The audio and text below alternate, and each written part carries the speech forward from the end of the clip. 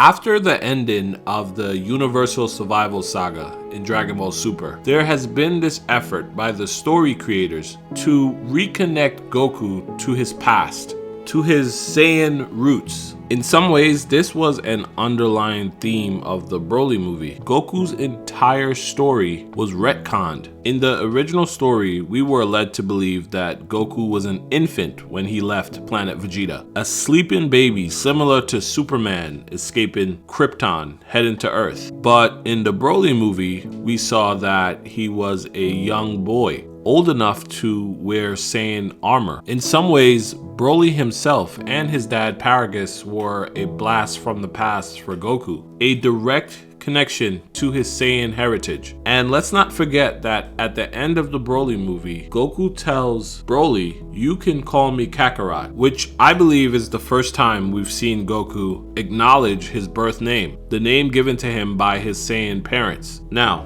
in the most recent arc of the Dragon Ball Super story called Granola the Survival Saga, it becomes clear why Goku leaving planet Vegeta needed to be retconned, why Goku needed to be a little bit older, and it was so he could remember his parents, more specifically his father, thus forwarding this theme, this reconnection to his Saiyan roots. Okay, the question though is why? Why do this? Why reconnect Goku to the evil Saiyans of planet Vegeta? This is actually super dope. I'm looking forward to talking about this. So let's just jump right into it. In the manga, Goku gives us his why. He says that remembering his dad's face along with his words allows him to finally understand what Saiyan pride is about. He says this also helps him see that he's never had total faith in his own power. Funny enough, Vegeta says something similar, saying that he had lost sight as well, thinking that his new burden was the sin of all Saiyans, when in reality, his burden is the pride of his people. And we all know what Vegeta is like when he starts talking about Saiyan pride. It's one of the most iconic moments in all of Dragon Ball.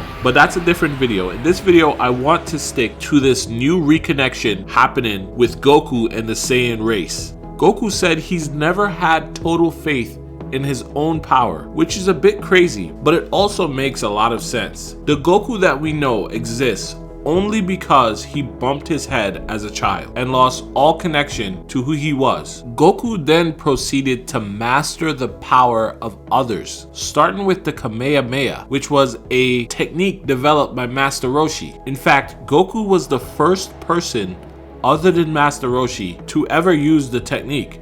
The same goes for the Kaioken, a technique developed by King Kai. Goku was the first person other than King Kai to use and master this technique. It's a similar story with the Spirit Bomb. All signature moves and abilities by Goku that he learned from other people that had nothing to do with his Saiyan roots until the Super Saiyan transformation came along. Ironically, this transformation awakened against the oppressor and destroyer of the Saiyan race, against Frieza. And Goku tapped into this transformation, into this power, by using his rage as a conduit. Funny enough, rage is one of the key words used to describe Goku before he bumped his head as a kid. But rage is just a slice of what the Saiyans were. You only need to take a look at Vegeta and Bardock to see that something like pride was a much bigger part of the Saiyan culture than rage was. Here's what I'm getting at. It makes sense that when a Saiyan feels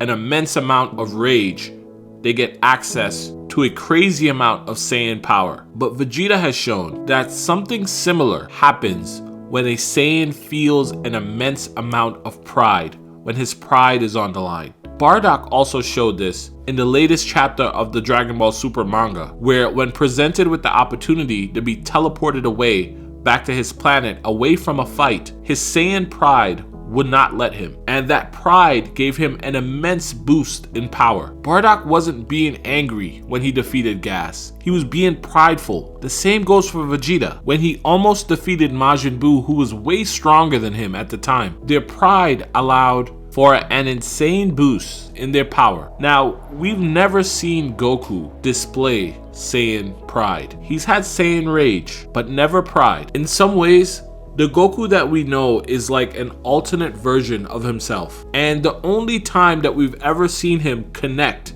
to his true self is through one emotion. And that one connection was enough for him to access power that turned him into a Super Saiyan. What would Goku look like if he could access more of himself? If he could connect to himself in a deep, meaningful way that is more than just rage? Well, it seems like this is where the story's going. Now here's the thing. At the beginning of Dragon Ball Super, Beerus showed up and trivialized the Saiyan power that Goku had access to. He made the Super Saiyan transformations all the way up to 3 look like child's play. And then we learned that there was more to Saiyan power than just the Super Saiyan transformations. We learned about Super Saiyan God. We learned about Saiyans with righteous hearts. And we learned about Yamoshi's spirit wandering the universe, searching for a new Saiyan God. I've already made a video where I talked about the Super Saiyan God transformation that we saw in the show isn't the same Super Saiyan God that Yamoshi is looking for. That's why he's still looking. I'll leave a link to that video below if you want to check it out. But the point is, there is more to Saiyan power than just Super Saiyan. There is more to Saiyan power than even the Super Saiyan God transformation that we've seen. But after we got that tidbit in like the first 20 episodes of Dragon Ball Super, Goku fell back into his normal pattern of mastering techniques and power that are not related to Saiyan powers. He moved on to God Ki and Ultra Instinct. And just like Kaioken or the Kamehameha, he became the first mortal in a very, very long time to use Ultra Instinct, a technique unique to the angels. But Ultra Instinct has nothing to do with Saiyan power, nothing to do with Saiyan pride or connecting to his Saiyan roots. So where's all this going? For the rest of this video, I'm going to tell you my personal opinion, my thoughts on where Goku reconnecting to his roots ends up. Here's the deal. There is a lot more to Saiyan power than we originally thought. In Dragon Ball Z, the Super Saiyan power was painted as the pinnacle of what a Saiyan can achieve. But then Gohan came along with his mystic form that utilized a version of Saiyan power just as powerful as Super Saiyan 3. The strongest Super Saiyan form at the time. But yet, Gohan's power was different. Then, at the beginning of Dragon Ball Super, the show kicks off by telling us about another kind of Saiyan power. A Super Saiyan God power that differs from the baseline Super Saiyan power, but is even more potent. Later on, Broly comes along, and his power level rivals that of any of the gods of destruction. His power level is even arguably in the realm of angels. And it's not God Ki, it is another version of Saiyan power. My point is, we have never seen the true pinnacle of Saiyan power. It isn't the Super Saiyan transformation, it isn't even Super Saiyan God, it's something else. And the reason why Goku is starting to reconnect with his Saiyan roots is because he is being set up to master this new mysterious Saiyan power, to touch the actual pinnacle of what Saiyans are capable of. Goku has spent his entire life mastering other people's techniques, and now he's being set up to master himself. But that's not all. I don't want us to forget about the Saiyans in Universe 6, Kaba, Kale, and Caulifla. I don't think that it was a coincidence that the Super Saiyan God transformation, something that gave access to a different tier of Saiyan power, required Saiyans with righteous hearts. And Saiyans with righteous hearts are common in Universe 6. But Yamoshi is searching for the Super Saiyan God in Universe 7. I think this is because at one point the Saiyan race was split, sending half of them to Universe 6 and the other half to Universe 7. And again, I talked about this in detail in another video that I will link in the description. But let's keep going. This split was done to stop members of the Saiyan race from achieving their true power, which requires both the prideful, rageful, raw emotions of the Saiyans from Universe 7 and the righteous hearts of the Saiyans from Universe 6. It's as if they are two sides to the same coin. When he reconnects to himself, to his heritage, Goku will fully embody both sides of that coin by himself. He'll have the righteousness that he developed after bumping his head, and he will gain the pride common for the Universe 7 Saiyans like Vegeta and his dad. This potentially gives Goku access to a power that was so dangerous the entire race had to be split across universes.